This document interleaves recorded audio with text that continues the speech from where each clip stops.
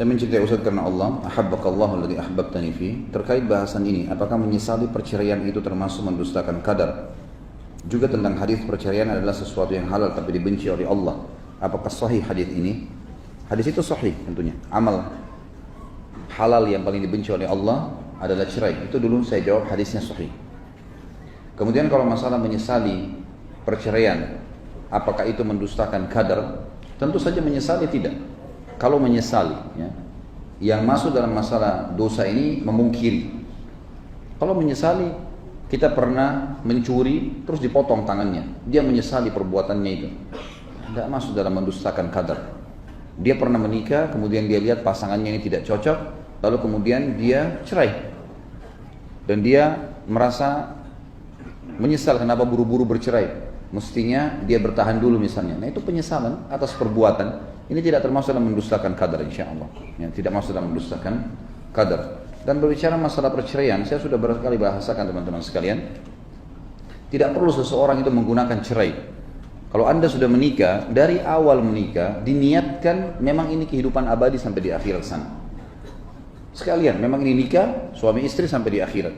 Setiap ada sesuatu yang belum terpenuhi dari pasangan kita niatkan masih ada hari esok, masih ada lusa.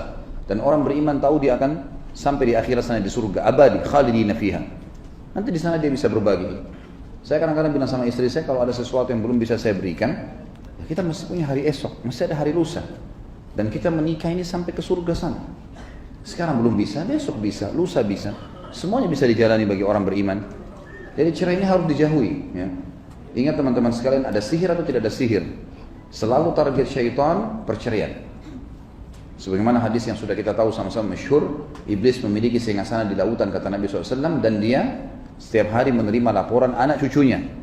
Ada yang mengatakan berkelahi, membuat orang berkelahi, ada yang mencaci maki, ada orang yang mabuk, dianggap biasa oleh iblis. Nanti ada yang mengatakan saya menceraikan suami istri, barulah oleh iblis dianggap itu sebuah prestasi yang sangat besar.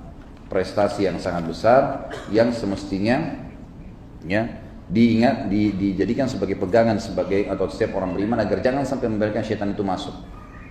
Jadi jangan mudah kecewa dalam rumah tangga, jangan mudah putus asa. Kata Nabi SAW, orang mukmin tidak akan pernah membenci pasangan hidupnya yang mukminah, istrinya atau istri suaminya. Kalau dia menemukan satu kekurangan di satu sisi, dia akan mendapatkan kelebihan dari sisi yang lain. Kecuali memang masalah fatal ya.